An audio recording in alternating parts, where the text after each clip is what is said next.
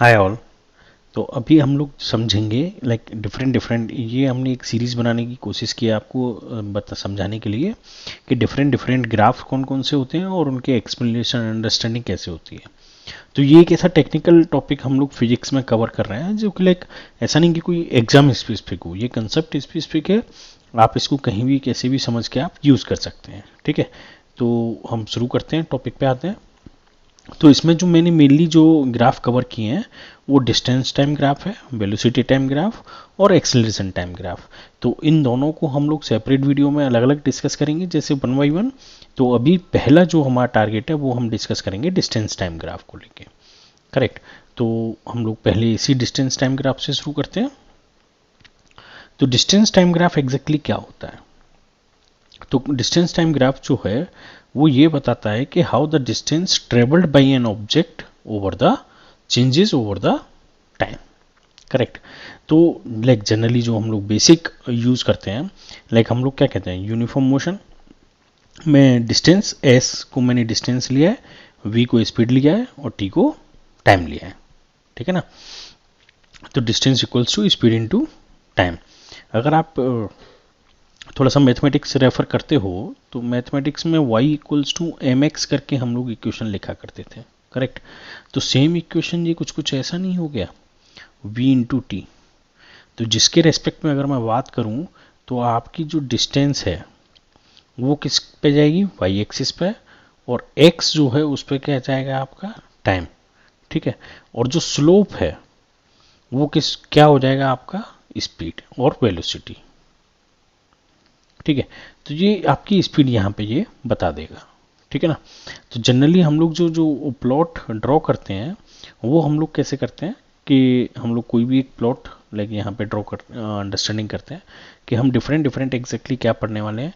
कि जैसे अगर ये मैंने ले लिया टाइम ग्राफ, ये हो गया मेरा डिस्टेंस ग्राफ। ठीक है। और इसको मैंने रिप्रेजेंट कर दिया एस से। अगर मैं इसको मीटर में ले ले रहा हूँ, इसको आवर्स में ले लेता हूँ, आप सेकंड में भी ले सकते हो, डिपेंड करता है। ये हो गया आपका 0 0 पॉइंट। तो इस पॉइंट पे लाइक मेरा डिस्टेंस भी 0 है, मतलब एक्स एस इक्वल्स टू भी 0 है और टी इक्वल्स टू भी 0। टी इक्वल्स टू 0 का मतलब है जहाँ से हम चालू करने वाले हैं उसी टाइम रेफरेंस को हम 0 ले लेते हैं। जैसे टाइम 0 तो आपकी वॉच में कभी दिखाता नहीं। तो इस पॉइंट से लाइक जैसे ये स्ट्रेट लाइन में ऊपर जा रहा है तो ये इसका जो स्लोप है वो आपका क्या बताएगा, हमेशा स्पीड बताएगा। ठीक है ना। अब अगर ये इसकी जो अलग अलग स्पीड हो सकती है, अलग अलग स्लोप हो सकता है।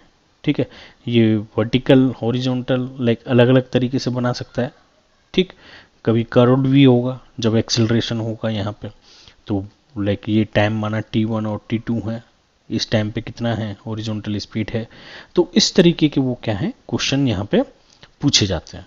तो अब हम एक एक करके ये सारे क्वेश्चंस को और सारे ऑब्जेक्ट्स को एक एक बार देख लेते हैं। तो डिस्टेंस टाइम ग्राफ में सबसे पहला की प्रॉपर्टीज जो मैं कवर करूंगा वो करूंगा स्ट्रेट लाइन और कांस्टेंट स्लोप। कह रहा है रिप्रेजेंट यूनिफॉर्म मोशन। ठीक है। तो जो ग्राफ अभी अभी हम लोग देख रहे थे कि जैसे ये हो गया मेरा टाइम और ये हो गया मेरा एस डिस्टेंस। ठीक है ना। तो अब अगर मैंने दोनों 0 0 पे से लिया तो वो ऐसे करके एक कांस्टेंट स्पीड पे जा रहा है। ठीक है। मैं बार बार यहाँ पे स्पीड इसीलिए लिख रहा हूँ कि जिससे आपको याद रहे कि ये इसका स्लोप जो होता है एंगल थीटा, वही आपका क्या बताता है, स्पीड बताता है। जितना ज़्यादा आपका ये थीटा होगा उतनी ही ज़्यादा इसकी क्या होगी, स्पीड। जैसे ये थीटा 1 है, ये थीटा 2 है। तो लाइक मैं बोलूँगा थीटा 2 ग्रेटर देन थीटा 1, यानी कि speed of object, right, speed of object 2 is greater than 1। Correct. और अगर ये लाइक स्पीड ऑफ ये समझ आएगा आपको। ठीक है ना। तो जैसे अगर car moving 60 kilometre per hour, अगर मैं बोलूँ इसका आप ग्राफ बनाइए, तो जैसे टी को मैंने ले लिया आवर में और ये आपका हो गया डिस्टेंस। ठीक। तो ये अब हमको पॉइंट तो मालूम नहीं है तो मैं 0 से लूँ या कहीं से भी ले लेता हूँ लाइक t1 से। तो यहाँ पे ये जो जाएगा तो वो 60 कैसे हुआ कि ये 1 घंटे में ये जो डिस्टेंस है वो होगी 60 किलोमीटर और ये टाइम है t1 से t2। यानी कि मैं यहाँ लिखना चाह रहा हूँ t1 minus t2 equals to 1 our. ठीक है ना। ये पेन थोड़ा अजीब सा हो रहा है, ठीक है। तो ये हो गया 1 आवर, ठीक। आई एम सॉरी, ठीक। तो ये हो गया 1 आवर आपका। तो T2 माइनस T1 ये जो हो गया वो 1 आवर, और ये जो है ये डिस्टेंस जो है वो हो गई 60 किलोमीटर। तो इसकी जो लाइन आप ये जो तो पॉइंट कनेक्ट करोगे वो लाइन आपकी क्या बताएगी, 60 किलोमीटर पर आवर के रेस्पेक्ट में। ये हो गया इसका ग्राफ, ठीक है ना। तो इफेक्टिवली हम लोग ग्राफ कैसे बनाएंगे 60 किलोमीटर पर आवर के रेस्पेक्ट में, कि आपका जो टाइम है T1 से T2 का वो 1 आवर, और ये डिस्टेंस जो चल रहा है इस एक्सिस के रेस्पेक्ट में ये हो गया 60, और इस पॉइंट स्टार्टिंग पॉइंट से एंड पॉइंट को दोनों को मिला दो तो ये बन गया इसका ग्राफ, ठीक है ना। तो यही एक, अब अगले क्वेश्चन में आते हैं, अगले समझ में आते हैं, लाइक अगले की पॉइंट पे curved line represent non uniform motion. तो कई बार क्या होता है कि अब आप जैसे बाइक चला रहे हो, ट्रैफिक में चला रहे हो, ठीक है, और कई बार आप हाईवे पर चला रहे होते हो, तो लाइक कभी आपकी बाइक की स्पीड जो है वो कम हो रही होती है, कभी ज़्यादा हो रही होती है, ठीक है ना। तो अलग अलग पॉइंट पे, अलग अलग टाइम के पॉइंट पे आप अलग अलग स्पीड में चला रहे होते हो, तो वो कहलाता है हमारा नॉन यूनिफॉर्म मोशन। यानी कि कभी हम बाइक की स्पीड बढ़ाते हैं तो एक्सेलरेट कर रहे हैं, कभी हम बाइक की स्पीड कम कर रहे हैं तो ब्रेक लगा रहे हैं, यानी कि डी एक्सेलरेट कर रहे हैं, ठीक है ना। तो उस केस में a body is moving non uniform with increasing and decreasing speed, acceleration and deceleration. अच्छा, अब आप 1 मिनट पॉज करके मुझे ये बताइए इस वीडियो में, लाइक कमेंट सेक्शन में बताइएगा, एक ग्राफ मेरा ये है और एक ग्राफ ये है, ये दोनों ही डिस्टेंस टाइम में है, ठीक है। डी ले लेता हूँ मैं यहाँ, ये टाइम है, ठीक है, और एक मेरा ये है। अब आप ये बताइए कि किस में एक्सेलरेशन हो रहा है 1 और 2, और किस में एक्सेलरेशन हो रहा है और किस में डी एक्सेलरेशन हो रहा है।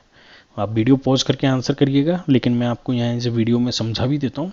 अब आप देखिए यहाँ पे क्या हो रहा है कि जैसे जैसे टाइम बढ़ रहा है, किसी भी एक पॉइंट पर अगर आप स्लोप खींचेंगे तो इस पॉइंट की स्पीड आप निकाल सकते हो, थीटा, करेक्ट। ऐसे ही यहाँ पे आप निकाल सकते हो, इसमें आपको टेंजेंट खींचना पड़ेगा, ठीक है, कि ये एंगल कितना है, वही इसकी स्पीड हो जाएगी, ठीक है ना। अब आप देखिए कि यहाँ पे से टाइम ज़्यादा लगा यहाँ तक आने में, लेकिन यहाँ पे आके थोड़ी सी टाइम में स्पीड डिस्टेंस ज़्यादा कवर हो रही है, तो एक्सेलरेशन बहुत ज़्यादा है विद रिस्पेक्ट टू ये जो टाइम था, ठीक है ना। आपने फुल स्पीड में हाईवे पे आ गए, आप बढ़ा दी, तो यहाँ पे एक्सेलरेशन इंक्रीज हो रहा है, ये एक्सेलरेशन हो रहा है, ठीक है, और ये डीएक्सेलरेशन हो रहा है, ठीक।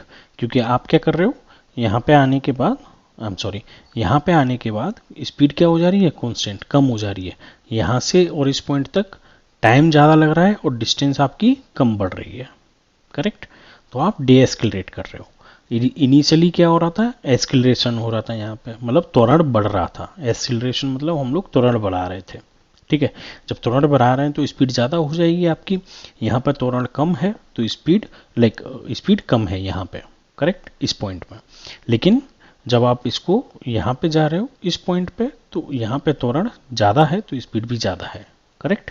तो इसको हम एक्सेलरेशन और डी एक्सेलरेशन के रिस्पेक्ट में समझ पाते हैं।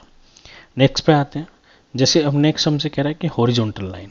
तो जैसे अगर माना कि अगर मेरा ये एक ग्राफ है टी और ये मेरा एक टी है, तो जैसे ये एक graph indicate the object stationary no distance, right. अब यहाँ से कोई ऑब्जेक्ट ऐसे लिखा है, ये एक ग्राफ है, तो आप देखिए इसमें टाइम बढ़ रहा है, यहाँ T1 था, यहाँ T2 हो गया, ऑल्दो मुझे यहाँ लिखना चाहिए बट मैं वहीं पे आपको समझाने के लिए लिख रहा हूँ, ठीक है। यहाँ T3 टाइम हो गया, तो डिफरेंट डिफरेंट टाइम के लिए ये क्या हो रहा है, टाइम तो मेरा कंटिन्यूस बढ़ रहा है, जीरो टाइम में मैंने कंसीडर कर लिया, यहाँ पे जीरो टाइम मतलब जैसे दिन के 1 बजे मैंने कंसीडर किया, तो 1 से ये 2 बज गए, ये 3 बज गए, सुबह के 4, दिन के 4 बज गए, राइट। तो लेकिन ऑब्जेक्ट मेरा यही है, तो इसका मतलब हम क्या समझेंगे, ऑब्जेक्ट क्या है मेरा, स्टेशनरी, आगे नहीं बढ़ रहा है, एक जगह पे रखा हुआ है, ठीक है। अच्छा, अब मैंने यहाँ पे लिखा है वाई नॉट वर्टिकल, ये तो हो गया हॉरिजॉन्टल। अब आप समझिए, अब आप मुझे एक्सप्लेनेशन दीजिएगा अपने हिसाब से, पॉज करके वीडियो को, जैसे मैंने ये ग्राफ बना दिया, ठीक है। तो इसको हम डिस्टेंस टाइम में क्यों कवर नहीं करते हैं, वर्टिकल लाइन क्यों नहीं होता है, ठीक। चलिए मैं आपको बता देता हूँ यहाँ पे पॉज करके आप समझ एक्सप्लेन करिएगा, मेरे को कमेंट में आंसर करिएगा, क्योंकि यहाँ पे टाइम तो क्या है मेरा, कुछ टी टाइम है, जैसे 1 बज रहा है। अब ऐसा नहीं है ना कि टाइम मेरा रुक गया उसी पॉइंट ऑफ टाइम पे, और मेरी डिस्टेंस लगातार बढ़ती जा रही है। क्या कभी ऐसा होता है किसी ऑब्जेक्ट के रेस्पेक्ट में? नहीं होता है। तो इसीलिए ये वाला ग्राफ जो है वो वैलिड नहीं रहता है हमारा, कि टाइम कॉन्स्टेंट हो गया और ऑब्जेक्ट बढ़ रहा है, और थोड़ा सा भी अगर इसमें स्लोप आ गया थीटा, तो फिर उस केस में क्या है, स्पीड बहुत ज़्यादा है, कि थोड़ी सी लाइक सेकंड्स में, जैसे हमारे वो जेट होते हैं कितनी स्पीड से चलते हैं, हमारे फाइटर प्लेन्स जो होते हैं, ठीक है ना, वो थोड़ी सी टाइम में काफ़ी ज़्यादा डिस्टेंस कवर कर लेते हैं, ठीक है ना। तो ये आपका एक छोटा सा वो था, इनके लाइक धीरे धीरे मैं 3-4 ऐसी 10-10 15-15 मिनट के थोड़े से बाइट्स बनाऊंगा तीनों के। इनकी छोटी सी प्रॉपर्टीज़ मैंने यहाँ सारी कवर की हैं, जो अभी अभी मैंने आपसे डिस्कस की थी, कि प्रॉपर्टीज़ क्या हैं, कि slope, the slope of line represent the speed of the object, जो हम अच्छे से अभी डिस्कस किए। द स्टीपर स्लोप मतलब बहुत ज़्यादा स्लोप हो, जैसे स्टीपर मतलब जैसे एक स्लोप ये है और एक स्लोप जो है, तो इसका जो स्लोप है वो स्टीपर है, मतलब θ2 जो है वो ग्रेटर देन है θ1 से, हायर द स्पीड, ठीक है ना। हॉरिजॉन्टल लाइन, अभी अभी हम जस्ट इससे पहले हॉरिजॉन्टल लाइन देखे थे, कि टाइम बढ़ रहा है और ऑब्जेक्ट एक जगह पे, मतलब स्पीड क्या है, 0, object is at rest. Curved line indicate changing in the speed, acceleration और डी एक्सेलरेशन। तो ये होगी आपकी समरी जो हम अभी अभी डिस्कस किए हैं। कोई भी डाउट हो, कोई क्वेश्चन हो, तो आप कमेंट सेक्शन में डालिए और हम उसको डिटेल में डिस्कस करते हैं, ठीक है ना। Thank you.